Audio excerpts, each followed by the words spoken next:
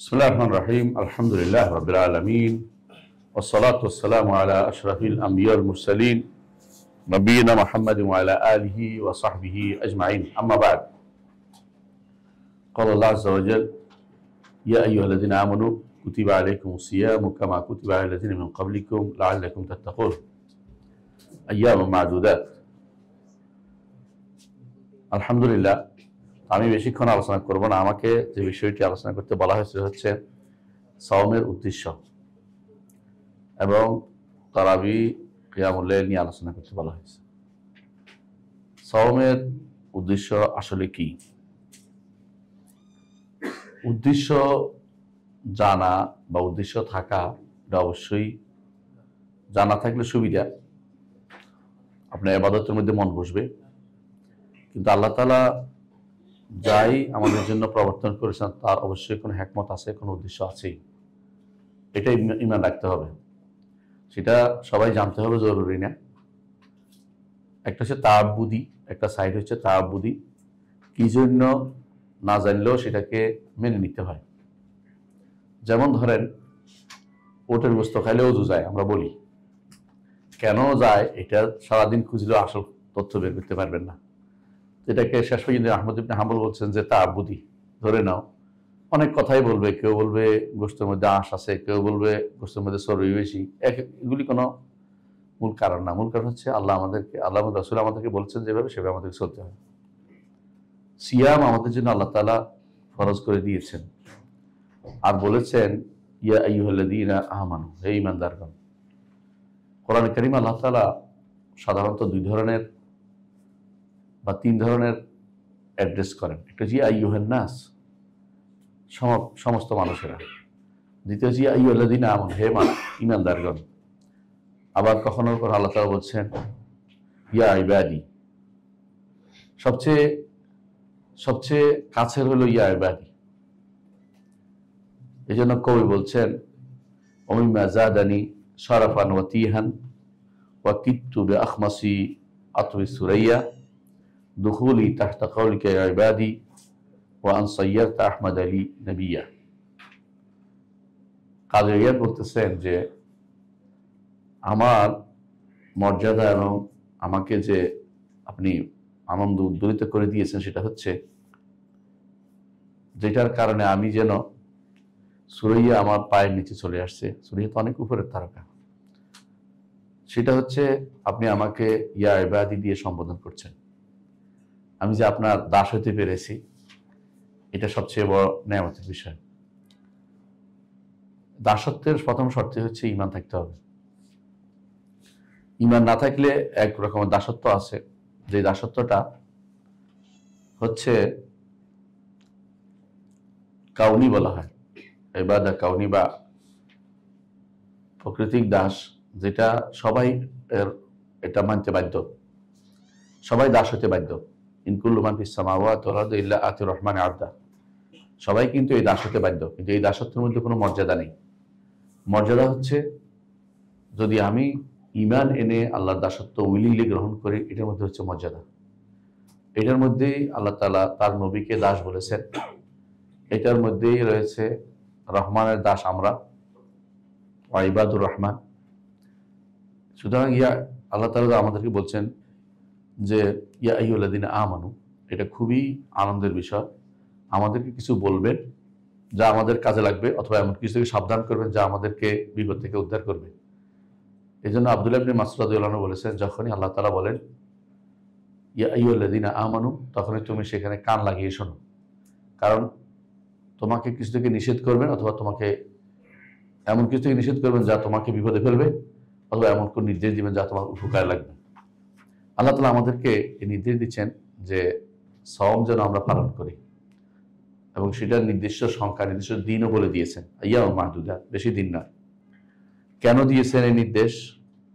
শেষে বলে দিয়েছেন লাআল্লাকুম তাত্তাকুন। তাহলে এক নম্বর উদ্দেশ্য হচ্ছে তাকওয়ার অধিকারী করার জন্য।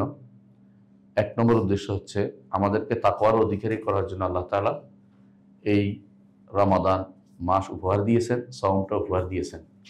আর তাকওয়ার অধিকারী হতে না পারলে জান্নাতে যাওয়া সুদূর করা হতো। জান্নাতে কেউ যেতে পারবে না।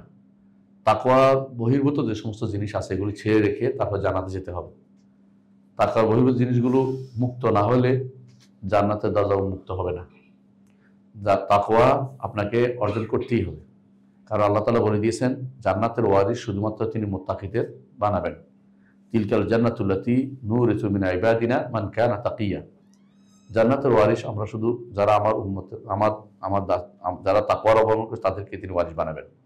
সুতরাং এই জন্য তাকওয়া বিরোধী হওয়ার কারণেই ঈমানদার হওয়ার পরও, ঈমান থাকার পরও কেউ কেউ জাহান্নামে যাবে, কেউ জাহান্নাম থেকে যখন তার সাজা শেষ হবে তখন শুধুমাত্র জান্নাতে যেতে পারবে। কেউ সুপারিশের মাধ্যমে যাবে, কেউ বা কষ্টে শেষ করে কবর আযাবের মাধ্যমে, বিভিন্ন মাধ্যমে তার যখন তাকওয়া পূর্ণতা পাবে, তাকওয়া যখন কমপ্লিট হবে তখন শুধু জান্নাতে যাওয়ার জন্য একটা এলিজিবল পারসন বলে বিবেচিত হবে। এর আগ পর্যন্ত কেউ জান্নাতে যেতে পারবে না। সুতরাং আল্লাহ তাআলা আমাদেরকে এই রমাদান মাস দিয়েছেন, উদ্দেশ্য হচ্ছে আমরা যেন তাকওয়ার অধিকারী হতে পারি। আর এটার সাথে সম্পৃক্ত করে আল্লাহ তাআলা আমাদেরকে আরো সহযোগিতা করেছেন। কিভাবে? রাসূলুল্লাহ সাল্লাল্লাহু আলাইহি ওয়াসাল্লাম বলেছেন, যখন রমাদান আসে তখন বড় বড় শয়তানগুলোকে বেঁধে ফেলা হয়, জান্নাতের দরজাগুলো খুলে দেওয়া হয়, জাহান্নামের দরজাগুলো বন্ধ করে দেওয়া হয়। এর অর্থ হচ্ছে এগুলি কেন করা হয়? যাতে করে আমরা তাকওয়া অর্জন করা আমাদের সহজ হয়ে যায়। তাহলে 1 নম্বর উদ্দেশ্য সওমে তাকওয়া অর্জন করা। তাকওয়া অর্জন করার যত মাধ্যম আছে সবগুলিকে আল্লাহ তাআলা এই রমাদান মাসে আমাদের জন্য বৈধ করে দিয়েছেন। সবগুলিকে করার জন্য তাকওয়া অর্জনের বিভিন্ন উসিলা আমাদেরকে তিনি দিয়ে দিয়েছেন। সুতরাং 1 নম্বর যে জন্য আল্লাহ তাআলা আমাদেরকে এই সওম দিয়েছেন তা হচ্ছে তাকওয়া, এটা উদ্দেশ্য। দ্বিতীয় উদ্দেশ্য হচ্ছে তাজকিয়াতুন নফস, নফসকে পবিত্র করা, নফসকে পরিচ্ছন্ন করা। নফসের ভিতরে খারাপ অনেক কিছু ঢুকে যায়। আল্লাহ তাআলা কোরআনে কারীম বলেছেন, কাদ আফলাহা মান যাক্কাহা ওয়া কাদ খাবা মান দাসাহা। যে কেউ আফলাহা মান যাক্কাহা, নফসকে পবিত্র করতে পারে, সফল কাম হবে। আর যে ব্যক্তি নফসকে অস্বচ্ছ রেখেছে সে জাহান্নামে যাবে, অর্থাৎ খাবা ওয়া খাসিরা, ক্ষতিগ্রস্ত হবে। এই জন্য তাজকিয়াতুন নফসটা খুবই দরকার। নবী পাঠানোর একটা উদ্দেশ্য হচ্ছে তাজকিয়াতুন নফস।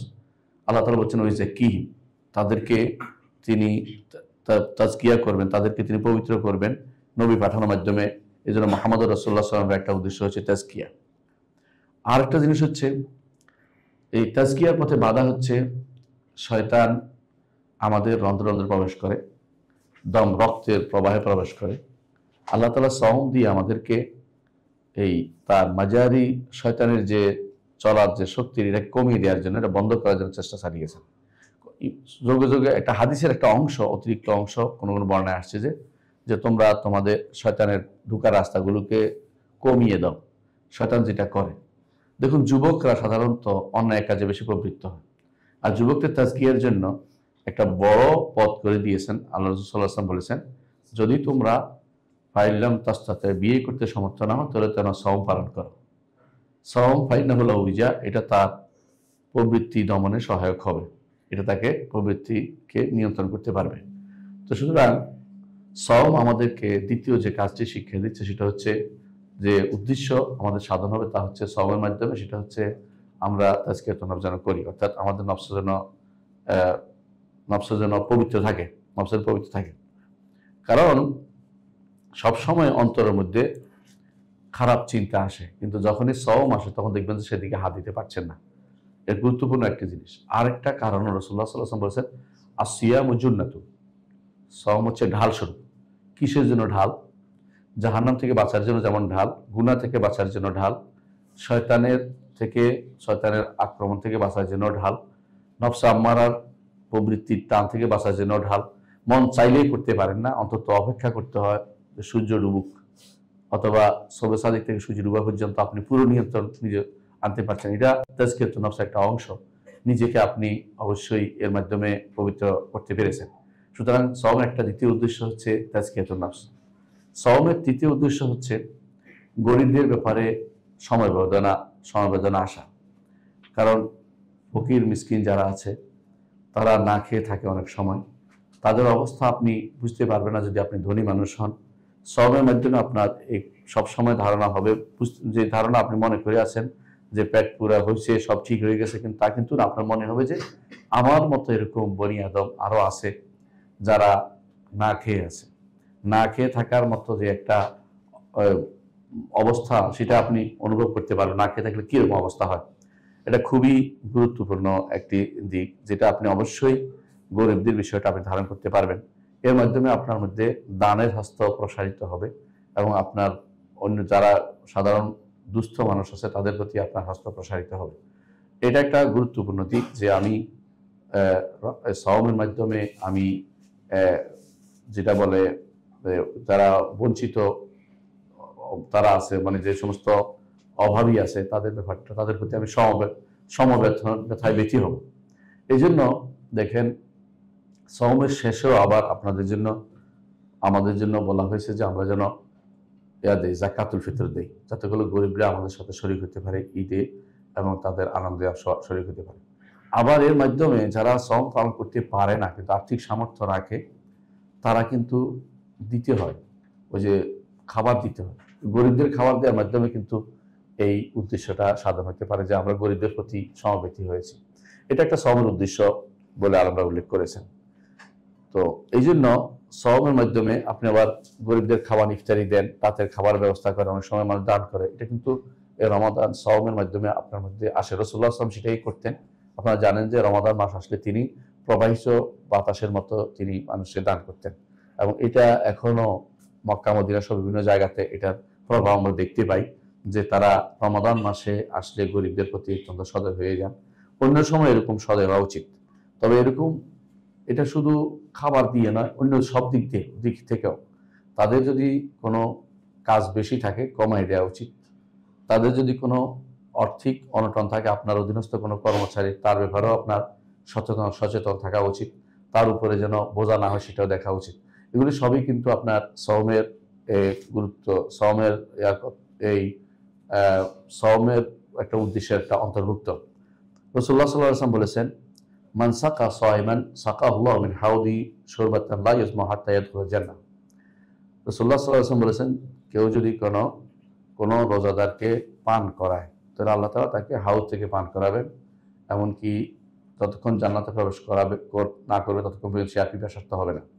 আর আমরা জানি যে হাউজটা আমরা বেশিরভাগ আলেম মনে করি, যেটা যদিও এটা ইজতিহাদি মাসালা, বেশিরভাগই মনে করি এটা হচ্ছে হাশরের মাঠে হবে।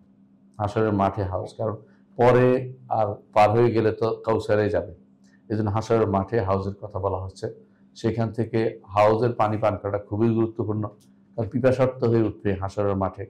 সে হাশরের মাঠে যদি পানি না পান তাহলে আপনার জন্য সেই সময় সেটা অবস্থান করা কঠিন হবে। সুতরাং এই জন্য গরিবদের প্রতি এই সমবেদনা সমবেতি হয়, এটা আমাদেরকে সওমের মাধ্যমে একটা বড় শিক্ষা। আরেকটি শিক্ষা হচ্ছে স্বাস্থ্যগত একটা উপকারিতা। আলেমরা এখন স্বাস্থ্যগত উপকারিতার বিরাট বই লিখেছে, আমি সেটা বলতে চাচ্ছি না, তবে অবশ্যই স্বাস্থ্যের একটা উপকারিতা আছে। আলেমরা বলে যে মানুষ খেতে থাকলে অনেক সময় তার মধ্যে যে কোষগুলো আছে এগুলো কখনো কখনো হয়ে যায়। তো এখন এটাকে বন্ধ করার জন্য, নতুন কোষ তৈরির জন্য সেটা সওম একটা বিশাল উপকারী। এই জন্য আমি আশ্চর্য হয়েছি দেখে এমন কোনো ধর্ম পাইনি, এমন কোনো ধর্ম যেগুলি জাগতিক ধর্ম এগুলির মধ্যে সওম আছে। আর আল্লাহ দেওয়া দিনগুলো, যেগুলো আল্লাহ তাআলা দিন তো ইসলামই দিয়েছেন, কিন্তু মানুষ প্র্যাকটিস করে বিভিন্ন দিক বানাই ফেলেছে, সেগুলো তো দিন এই সওমের একটা পোষণ রয়েছে। আর যারা আপনি আশ্চর্য হবেন, একজনের কথা বলা হয়েছে, যিনি হচ্ছে ফারাবি, ফাইলাসুফ ছিল। সে তো দিন বিশ্বাস করতো না, তার দার্শনিকটা সবচেয়ে নিকৃষ্টতম মানুষ, তো আপনারা জানেন। কিন্তু শেষ জীবনে এসে সে বলছে যে সওমের মধ্যে উপকারিতা বেশি, স্বাস্থ্যগত উপকারিতা বেশি। অনেকে দেখবেন আমার দেশে যে সমস্ত এই যারা সবচেয়ে খারাপ কাজগুলি করে বেড়ায় সারা বছর, নিজের ছবি প্রদর্শনী করে বেড়ায়, শরীর দেখে দেখে টাকা কামায়, ওই সমস্ত নারী পুরুষরা, বুঝছেন তো তাদেরকে বুঝাচ্ছি, এরা দেখবো যে সওম রাখতে রাজি আছে, কিন্তু তারা ওই রোজা রাখতে রাজি নেই, মানে সালাত আদায় করতে তেমন কোনো গুরুত্ব দেয় না, সালাত আদায় করতে চায় না, কিন্তু সওম করতে চায়। আমি একবার মদিনাতে বসে আছি, তো আমাকে মদিনাতে হজ মিশনে বসে, এমন সময় আমাকে হজ মিশনের ড্রাইভার বলতেছে আমাদের ম্যাডাম রোজা রাখছে। তো আমি বললাম যে মাশাআল্লাহ, খুব আল্লাহর ওলি মনে হচ্ছে দেখি। যে না, ঘটনা এটা না, উনি স্লিম হওয়ার জন্য রোজা রাখছে। তো আমি বললাম যে সুবহানাল্লাহ, যদি এটা যে আল্লাহর জন্য হয়তো তো উপকারটা পাইতো, স্লিম হওয়ার জন্য কিছুই পাইবে না, কারণ এটা তো নিয়তের কারণে বরবাদ হয়ে গেছে। তো ওই যে উনি না খেয়ে থাকে স্লিম হওয়ার জন্য, স্লিম থাকার জন্য, কিন্তু অথচ আল্লাহর জন্য চলা তো আদায় করে না। হ্যাঁ, এবং তারা পর্দা তো দূরের কথা, এটা নাই তাদের মধ্যে। তো এরা আবার মানে আমি বলতে চাচ্ছি এটাই যে সব অবশ্যই স্বাস্থ্যের জন্য উপকারী। কিন্তু এটার উপর অনেকেই প্রবন্ধ নিবন্ধ অনেকেই লিখেছেন সবের উপকারিতা সম্পর্কে। তো এই জন্য যুগ যুগ ধরে আমরা দেখতে পাচ্ছি যে যারাই দার্শনিক আছে সবাই কিন্তু এটা স্বীকার করে গেছে সম স্বাস্থ্যের জন্য উপকারী। তো তাদের সবের ভিন্ন রূপ আছে, আমাদেরটা আল্লাহ তার রসুল দেখিয়ে দেওয়া পদ্ধতিতে আমরা সম পালন করি, তারা তাদের মতো করে সম পালন করে। এমন কোনো ধর্ম পাইনি যেখানে সমের কোনো অপশন রাখা হয়নি। এরা স্বাস্থ্যের জন্য উপকারী, এটা তারা বুঝে নিয়েছে, বুঝে ফেলেছে। সুতরাং এটা একটা উদ্দেশ্য, অবশ্যই আল্লাহ তাআলার একটা উদ্দেশ্য। আমাদের শরীর যেমন আমাদের রক্ষা তিনি করেন, তেমনি আমাদের মনের প্রাণের বিষয়টাও তিনি দেখেন। আল্লাহ তাআলা আমাদের শরীর এবং প্রাণ উভয়টাই তিনি নিয়ন্ত্রণ করেন। পঞ্চম যে উপকারিতা সেটা হচ্ছে উদ্দেশ্য, সেটা হচ্ছে যে সওমের মাধ্যমে আমরা নিজের ইচ্ছা শক্তিকে আমরা শক্তিশালী করতে পারি এবং আমরা সবরকে আমাদের দরবারে নিয়ে আসতে পারি। সবর, আপনার অনেক ইচ্ছা আছে খাওয়ার জন্য কিন্তু খাচ্ছেন না, অনেক ইচ্ছা আছে পান করার, পান করতে পারছেন না, অনেক ইচ্ছা আছে স্ত্রীর কাছে যাবেন, যেতে পারছেন না, অনেক ইচ্ছাটাকে আপনি নিয়ন্ত্রণ করতে পারতেছেন। আর দ্বিতীয়ত আপনি সবর করতে পারতেছেন।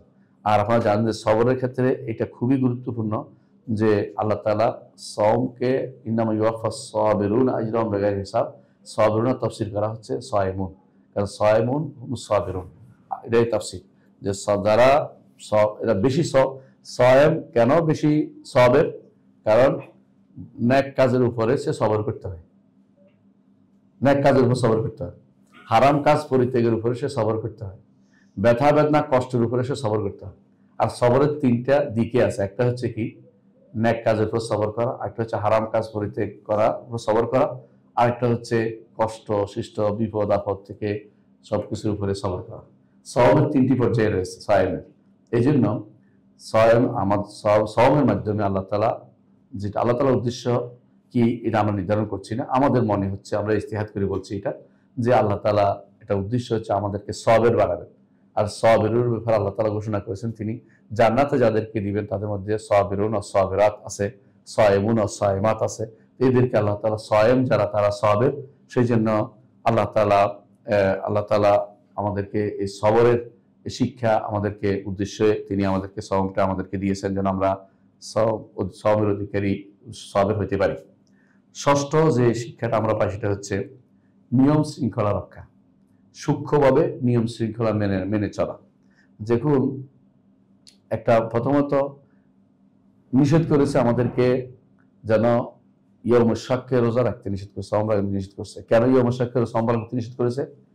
কারণ সন্দেহের দিনে যদি রাখি তাহলে এই মাস ওই মাস একসাথে হয়ে গেল, এটা ওইটাকে একসাথে করেন আলাদা করে স্বচ্ছভাবে, যতক্ষণ সাক্ষী না আসছে ততক্ষণ পর্যন্ত, অথবা আগের মাসটাকে 30 দিন পূর্ণ না করেছে ততক্ষণ পর্যন্ত আমরা নতুন মাস শুরু করি না। এত দিক্কা একেবারে সূক্ষ্মভাবে এটাকে নির্ধারণ করছেন, সুশৃঙ্খল ভাবে যেন হয়।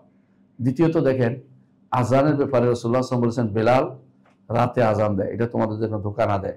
আব্দুল্লাহ ইবনে মাকতুম পরে আজান দেয়, সুতরাং তিনি যখন আজান দিবে তখন তোমরা খাওয়া বন্ধ করিও। তো এই যে খাওয়া বন্ধ করার বিষয়টা নির্ধারণ করে দিয়েছে ওখানে। আবার যখন আজান হচ্ছে, সূর্য ডুবছে, সঙ্গে সঙ্গে আপনার খাওয়ার ব্যাপারে গুরুত্ব দেওয়া হয়েছে। আবার রাতে সেহরিতে শেষে খাওয়ার গুরুত্ব দেওয়া হচ্ছে, সবচেয়ে শেষে, যাতে করে সীমানা ঠিক থাকে। এই জন্য দেখবেন যে সূরা বাকারা যে এই সূরা সওমের আয়াতগুলো শেষে আল্লাহ তাআলা বলছেন যে তিলকা হুদুদুল্লাহ, আল্লাহর সীমা রেখা, ফালা তা'তাদু, এগুলিকে তোমরা লঙ্ঘন করো না। আল্লাহর সীমা রেখা লঙ্ঘন না করা, সীমা রেখা যত মেনে চলা, এটা একটা বড় উদ্দেশ্য যে সওমে, যে আমাদেরকে নিয়ম শৃঙ্খলা মেনে চলা শিক্ষা দেয়া। আর নিয়ম শৃঙ্খলা মেনে চলা এটা কিন্তু দ্বীনের একটা অংশ। উশৃঙ্খল হযবরল জীবনযাপন করা এটা দ্বীনের কোনো অংশ নয়। দেখুন আল্লাহ তাআলা ইন্নাস সালাতা কানাত আলাল মুমিনিনা কিতাবাম মাওকুতা, সালাতকে পর্যন্ত টাইমলি করেছেন। একটার সিস্টেম পরিবর্তন করলে কবুল হবে না। আপনি যোহর বাদ দিয়ে আসর পড়লে হবে না, যোহরকে পড়ে আসর পড়তে হবে, যেটা শরীয়তের বিধান। তো আপনি যেহেতু একটা বাদে একটা করতেছেন, আপনার হচ্ছে না, জিনিসটা হলো আপনাকে সিরিয়াল মেনটেন করতে হচ্ছে। 5 ওয়াক্ত পর্যন্ত কাজা হলে সিরিয়াল মেনটেন করতে আরম্ভ করে দিয়েছেন। এর অর্থ হচ্ছে এটাও কিন্তু আপনার একটা নিয়মের ভিতরে পড়ছে, যে নিয়মটা আপনাকে মেনে চলতে হচ্ছে। অর্থাৎ আপনাকে শৃঙ্খলা মেনে চলা, নিয়ম মেনে চলা, এটাকে অত্যন্ত গুরুত্বের সাথে নিয়েছে। আজান হয়েছে, আপনি খাবার ছেড়ে দিছেন, আজান হয়েছে, খাবার শুরু করেছেন। চিন্তা করে দিচ্ছেন কতটুকু আপনাকে সুশৃঙ্খল বানাচ্ছে। সুতরাং সওমের একটা উদ্দেশ্য হচ্ছে আমাদেরকে একেবারে পরিপূর্ণভাবে সুশৃঙ্খল করে তোলা, আমাদের জীবনযাত্রা যেন সুন্দরভাবে চলে। আপনি সালাত আদায় করছেন, করে আবার দেরি হতে না হতে আবার উঠে গেছেন কি জন্য? তারাবির জন্য। এরপরে আবার গেছেন, রাতে ঘুমাচ্ছেন, ঘুম থেকে উঠে আবার খাচ্ছেন, আবার উঠছেন, আবার শুইছেন, আবার উঠছেন, আবার নামাজ পড়ছেন, আবার ঘুমাইছেন, আবার উঠছেন, বাইরে যাচ্ছেন। মানে আপনাকে এই 1 মাস আপনাকে একটা শৃঙ্খলাবদ্ধ করে দেবে। এই জন্য অনেকেই দেখে এই 1 মাসের পর তার অভ্যস্ত হয়ে যায়, কিয়ামুল লাইলে অভ্যস্ত হয়ে যায়, ভালো কাজে অভ্যস্ত হয়ে যায়। এটা কিন্তু একটা বড় জিনিস, যার মাধ্যমে আপনি অনেক কিছু শিখতে পারেন। সপ্তম যে শিক্ষাটা আমরা পাই বা উদ্দেশ্য, সেটা হচ্ছে যে আমরা নতুন করে কর্মতৎপর হয়ে যাই, নতুন করে কর্মতৎপর হয়ে যাই এবং ভালো কাজের প্রতি আমাদের আগ্রহ বেড়ে যায়। এই জন্য সালফে সালিহিন বলতেন, বিসা কওমুন লা ইয়ারিফুনাল্লাহ ইল্লা ফি রমাদান। ওই জাতি কতই না নিকৃষ্ট, ওই গোষ্ঠী কতই না খারাপ, যারা আল্লাহকে শুধুমাত্র রমজান মাসেই চিনে। অর্থাৎ রমজান মাসে ভালো হয়, রমজান মাসের যে প্রভাব পরবর্তী তারা থাকে না, ওই ব্যক্তি আসলে তার রমজান থেকে শিক্ষা নিতে পারেনি, রমজান থেকে শিক্ষা নিতে পারেনি। এই যে রমজান যদি শিক্ষা নিতে হয়, তাহলে আমাদেরকে রমজানের পরে ধারাবাহিকতা বজায় থাকতে হবে। এই ধারাবাহিকতা বজায় রাখার জন্য রাসূলুল্লাহ সাল্লাল্লাহু আলাইহি ওয়াসাল্লাম রমজানের পরে আরো 6টি সওম পালন করতে বলেছেন। মান সামা রমাদানা সুম্মা আতবাহু সিত্তান মিন শাওয়াল, সেটা কাসিয়ামিদ দাহর হবে বলছে রাসূলুল্লাহ সাল্লাল্লাহু আলাইহি ওয়াসাল্লাম। কানা কাসিয়ামিদ দাহর, সারা বছর সওম পালনের মতো তার গুরুত্ব রয়েছে। তো বোঝা যাচ্ছে যে রমাদান মাসে সিয়ামের অর্থই হচ্ছে যে আমরা এটাকে শিখে নেব। আমরা রমাদান মাসে যেভাবে আমরা মানুষকে দান করেছি, পরও দান করে রমজান মাসে আমরা আল্লাহর নির্দেশ পালনের জন্য সচেষ্ট ছিলাম, এক মুহূর্ত এদিক সেদিক করি নাই, আমরা রমজানের পরও তাই করব, আল্লাহর নির্দেশ পালনের জন্য সদা সচেষ্ট থাকব। এবং রমাদান মাসে আমরা যেভাবে আল্লাহ তাআলা আমাদেরকে বেশি বেশি করে রাতের ইবাদত করতে বলেছেন, পরে তাহাজ্জুদে আমরা সচেষ্ট থাকব। এবং রমাদান মাসে আমরা যেভাবে নফল কাজের জন্য বেশি অগ্রণী হয়েছি, রমাদানের পর নফল কাজ বেশি বেশি করব। অর্থাৎ নতুন করে রমাদান মাস আমাদের জন্য পরবর্তী কাজগুলোর জন্য শক্তিবর্ধক হিসেবে কাজ করবে, এটা আমরা বুঝি। প্রিয় ভাইরা, যেটা বলছিলাম, সওমের উদ্দেশ্য আমরা যেটা ধারণা করছি, এগুলি তো আমরা দলিল ভিত্তিক পেয়েছি বলে বলছি, কিন্তু আল্লাহ তাআলার উদ্দেশ্য জানার ক্ষমতা আমাদের নেই, এবং না জানলেও আমাদের কোনো ক্ষতি নেই।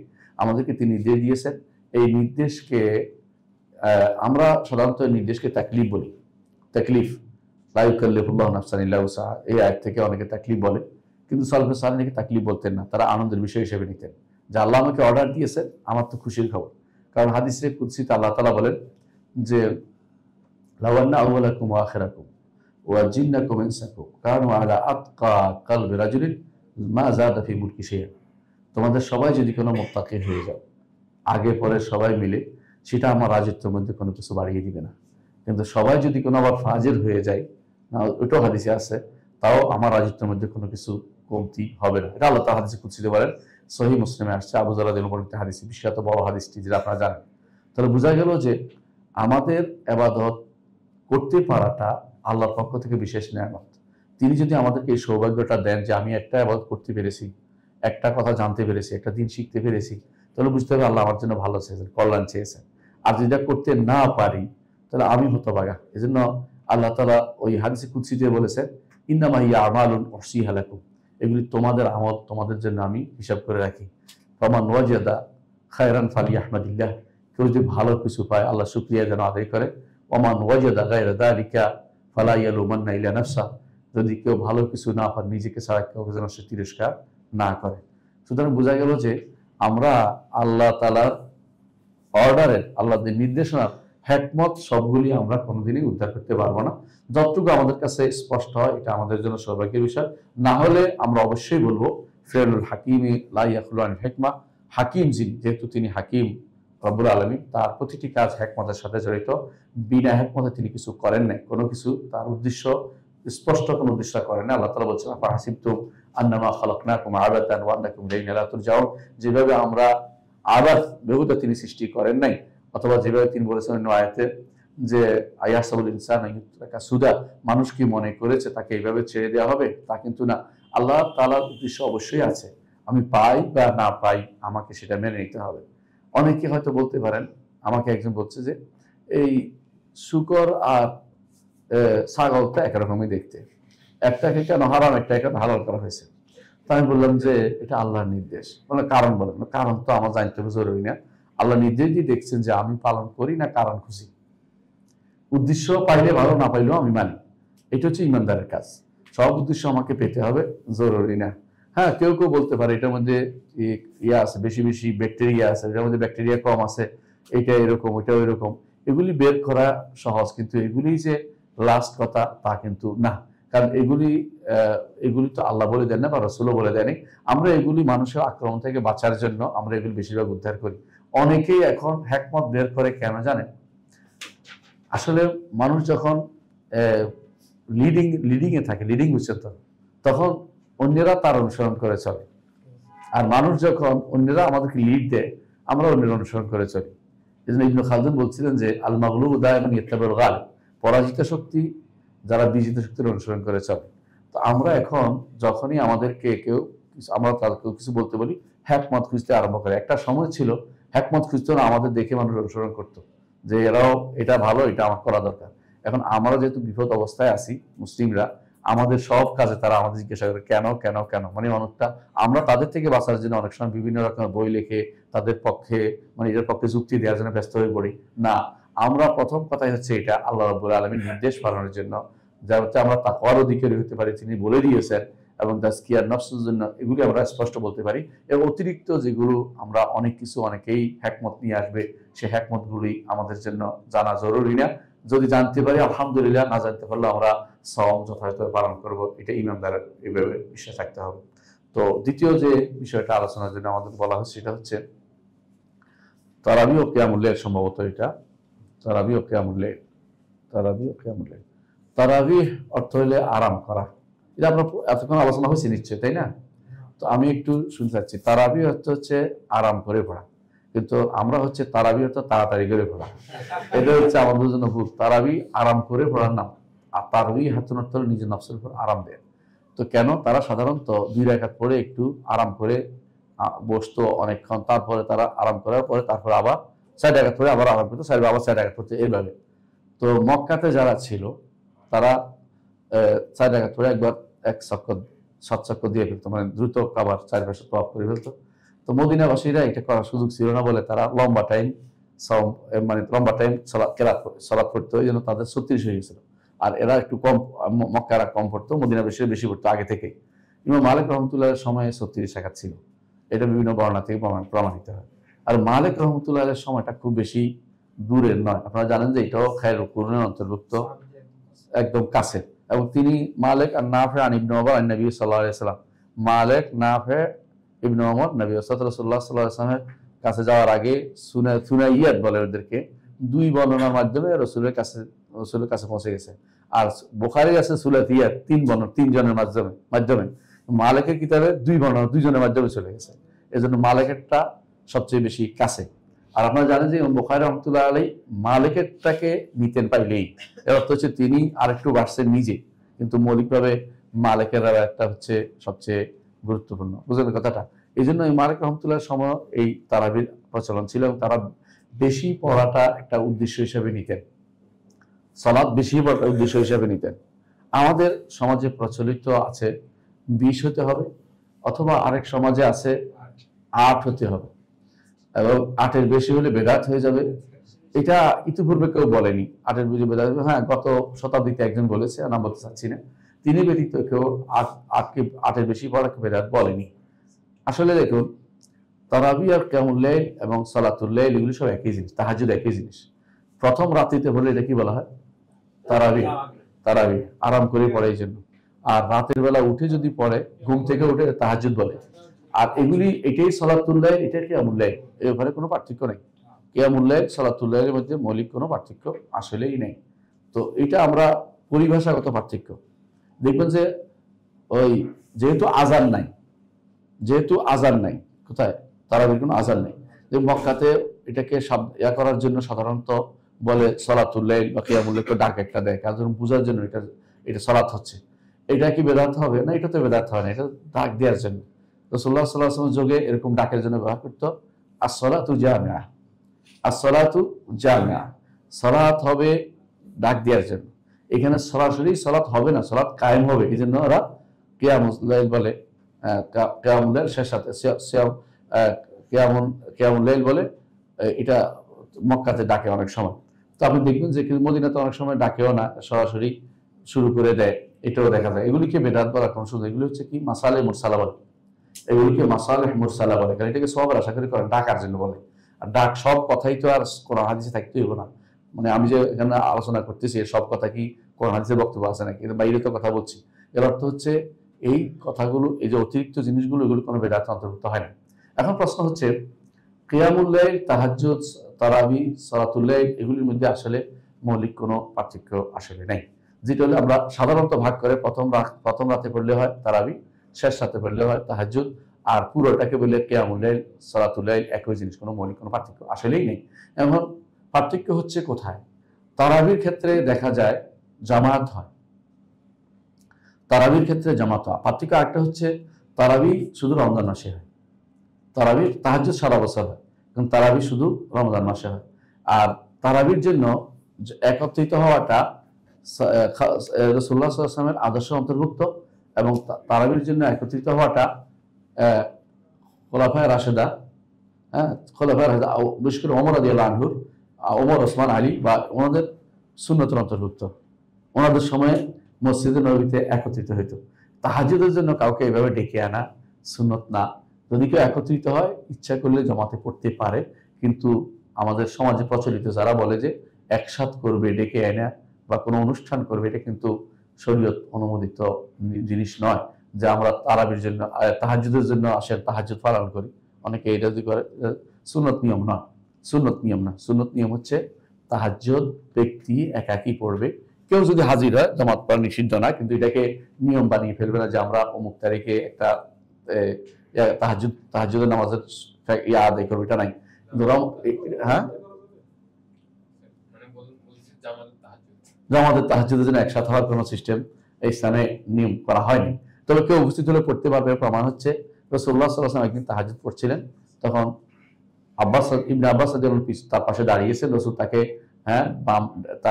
বাম পাশে দাঁড়াচ্ছেন, ডান পাশে নিয়ে আসলেন, যাতে কারণ মুসল্লি ডান পাশে থাকে, এই জন্য তিনি দেখিয়ে শিখিয়ে দিলেন। তো বোঝা গেল যে এরকম কেউ ইচ্ছা করলে একত্রিত হতে পারে, কিন্তু এইটা সাধারণ নিয়ম নয়। কারণ তারাবির সাধারণ নিয়ম হচ্ছে জামাতের সাথে পড়া, এবং উত্তম হচ্ছে জামাতের সাথে পড়া, একাকী পড়ার চেয়ে। আমি আমার ওস্তাদজিকে জিজ্ঞাসা করেছিলাম, শেখ আব্দুল হোসেন আব্বাদকে, যে যদি ওমর রাদিয়াল্লাহু আনহু বলছেন যে ওয়াল্লাতী তানামুনা আনহা আফদাল, যেটা থেকে তোমরা ঘুমিয়ে থাকে এটা উত্তম, হ্যাঁ, তাহলে আমরা রাতে পড়ি, এখানে না, যেখানে জামাত আছে এটা উত্তম, জামাত যেটা হবে এটা উত্তম। এই জন্য জামাতের সাথে তারাবি পড়াটা উত্তম একাকী তারাবি পড়াচ্ছে। আর তাহাজ্জুদ যদি পড়ো তো শেষ রাতের ব্যাপারে, একান্তে যদি জামাত হয় সেখানেও পড়বা, নাহলে একান্তে পড়তে পারো, কিন্তু তারাবির জন্য জামাতে পড়াটাই উত্তম। তারাবির জন্য কয় রাকাত পড়বো, এটা নিয়ে আপনাদের মধ্যে মতভেদ থাকতে পারে। কয় রাকাত পড়বেন? আসলে রাসূলুল্লাহ সাল্লাল্লাহু আলাইহি ওয়াসাল্লামকে জিজ্ঞাসা করা হয়েছিল। দেখেন কয়েকটা জিনিস বলি, একটা হচ্ছে রাসূলের ফেল আমল, একটা হচ্ছে রাসূলের কওল, একটা হচ্ছে রাসূলের তাকরীর। তিনটা জিনিস আপনারা জানেন, সবটাই সুন্নাত, কোনোটাকে ইগনোর করার কোনো সুযোগ নেই। রাসূলুল্লাহ সাল্লাল্লাহু আলাইহি ওয়াসাল্লামকে জিজ্ঞাসা করা হয়েছিল যে রাতের সালাত কয় রাকাত, সালাতুল লাইল সম্পর্কে তিনি কি বলেছেন? মাসনা ওয়া মাসনা, দুই রাকাত করে। এবং এটাও বলে দিয়েছেন যখন কি হবে, সুবহে সাদিকের আশঙ্কা করবে, তখন তোমরা কি করবে, বিতির বানিয়ে নেবে, বেজর করে নেবে। তো এক রাকাত পড়ে বিতির, অথবা 3 রাকাত পড়ে বিতির বানিয়ে নিতে বলেছেন। তাহলে এক রাকাত পড়তে বিতির করতে বলেছেন, অর্থাৎ বিতির বেজর করে নিতে বলেছেন। আর এমনকি আপনি আশ্চর্য হবেন যে তাহাজ্জুদের এবং তারাবি দুইটা মিলেই কিন্তু তাহাজ্জুদ, তারাবি এবং বিতির, তাহাজ্জুদ এবং বিতির দুইটা মিলেই কোনো বর্ণনা আছে এটাকে তাহাজ্জুদ বলা হয়। এর বিতিরকে কেউ তাহাজ্জুদের অংশ ধরেছে, বিশেষ করে ইমাম মুহাম্মদ নাসর আল মারওয়াজি রাহমাতুল্লাহ আলাইহি, তিনি বিতিরকে তাহাজ্জুদের অংশ হিসেবে গণ্য করেছেন। এই জন্য তারা বলেন যে পুরো সালাতটাই বিতির সহই তাহাজ্জুদের অন্তর্ভুক্ত, তাহাজ্জুদের অন্তর্ভুক্ত। এই জন্য শেষ রাতে পড়ার ব্যাপারে বিভিন্ন বর্ণনা এসেছে। আর শেষ রাতে পড়াটা হচ্ছে সারা বছরের আমল। রমজানে বাদ দিবে তা না, রমজানেও আছে। রমজানে প্রথমে পড়লে শেষে পড়তে পারবে না, এটাও নাই। কিন্তু রাসূলুল্লাহ সাল্লাল্লাহু আলাইহি ওয়াসাল্লাম তিনি যেই 3 দিন তিনি তারাবি পড়েছেন, ওই 3 দিন কিন্তু সন্ধ্যা রাত থেকে পড়েছেন, এবং পড়েছেন কতক্ষণ পর্যন্ত? কতক্ষণ পড়েছেন? সন্ধ্যা রাত থেকে পড়েছেন, শেষ রাতে পড়েননি, সন্ধ্যা রাত থেকে পড়েছেন। এবং এত লম্বা করে পড়েছেন যে সাহাবায়ে কেরাম আশঙ্কা করছেন সাহরি খেতে পারবে না। তাহলে বোঝা গেল এটা লম্বা কেরাত পড়েছেন। তো এটা কোয়ালিটির দিক থেকে, কোয়ালিটি এবং কোয়ান্টিটি উভয়টাই দরকার আছে। আপনি কোয়ালিটির দিক থেকে যেন সুন্দর হয়, সবচেয়ে উত্তম কোয়ালিটি যেন আপনার হয়, এটা আপনাকে খেয়াল রাখতে হবে যে আপনার সালাতটা যেন উত্তম কোয়ালিটির হয়। রাসূলুল্লাহ সাল্লাল্লাহু আলাইহি ওয়াসাল্লাম তিনি কিভাবে তাহাজ্জুদ পড়তেন, আয়েশা রাদিয়াল্লাহু আনহা বলেছেন যে তিনি 4 রাকাত পড়তেন, লা তাসআল আন হুসনিহিন্না, কত সুন্দর করে পড়তেন এবং প্রশ্ন করিও না। আরো 4 রাকাত পড়তেন, কত সুন্দর, তার প্রশ্ন করিও না। এবার রাসূলুল্লাহ সাল্লাল্লাহু আলাইহি ওয়াসাল্লাম কত সুন্দর করে পড়তে পারতেন সেটা তিনি পড়তেন। আর তুল কুনুত, লম্বা সময় কেরাত পড়াটা, এটাও একটা উদ্দেশ্য। সুতরাং কেরাতের, রমাদানের তারাবি এবং তাহাজ্জুদের মধ্যে আমরা যত বাড়াবাড়ি করি তত বিপদে পড়বো। আমাদের দরকার হচ্ছে সালাত পড়া, মেন জিনিস হচ্ছে সালাতটা পড়া। কত রাকাত পড়াচ্ছে, কত সুন্দর করে পড়তে পারি সেটা দেখা উচিত। কোয়ালিটিটাকে গুরুত্ব দেওয়া উচিত কোয়ান্টিটির চেয়ে কোয়ালিটিকে গুরুত্ব দেওয়া উচিত। যদি কেউ বলে যে আমি রাসূলুল্লাহ সাল্লাল্লাহু আলাইহি ওয়াসাল্লাম যা করতেন তা করব, 8 রাকাত পড়বো, কোনো সমস্যা নেই, তবে তার কোয়ালিটিটাও ধরে রাখা উচিত। আর কেউ যদি বলে যে না, আমি রাসূলুল্লাহ সাল্লাল্লাহু আলাইহি ওয়াসাল্লাম যেটা উন্মুক্ত রেখেছেন 2 রাকাত করে, সেটাও পড়তে পারবেন, কোনো সমস্যা নেই। 2 রাকাত করে নির্ধারণ না করে যতক্ষণ আপনার শরীর কুল ততক্ষণ পড়েন। প্রতিদিনই একরকম পড়তে হবে জরুরি না, যতটুকু আপনি পারেন পড়বেন। রাসূলুল্লাহ সাল্লাল্লাহু আলাইহি ওয়াসাল্লাম যেটা বলেছেন, আলাইকুম বিমা তুতিকুন, তোমরা যা পারো সেটা করো, যা পারবে না সেটা করবে না। অর্থাৎ যেটা তিনি একদিন মসজিদে ঢুকে দেখলেন যে চুল টানায় রাখছে, একজনের রশি টানায় রাখছে। কি জন্য? বলছে এটা কার রশি? বলে জায়নাব। কেন?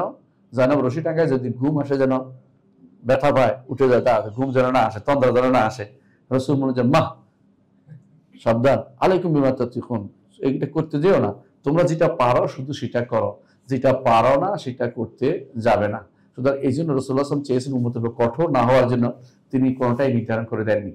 তবে এর রাসূলুল্লাহ সাল্লাল্লাহু আলাইহি ওয়াসাল্লাম এটা যেমন করেছেন, আরো একটা জিনিস আছে, এটা এই হাদিস থেকে প্রমাণিত হয়। রাসূল বলতে পারতেন যে ওকে বলো 8 রাকাতের বেশি যেন না পড়ে, এটা কিন্তু বলেননি। তো বোঝা গেল যে তারাবি, তাহাজ্জুদ বা এগুলো রাতের সালাতের ব্যাপারে নির্ধারিত সংখ্যা নির্ধারণ করা আসলেই যাবে না। রাসূল যা পড়েছেন এটা যদি আপনি পড়তে চান এটাও ভালো, যদি বেশি করে পড়তে চান এটাও ভালো। এই জন্য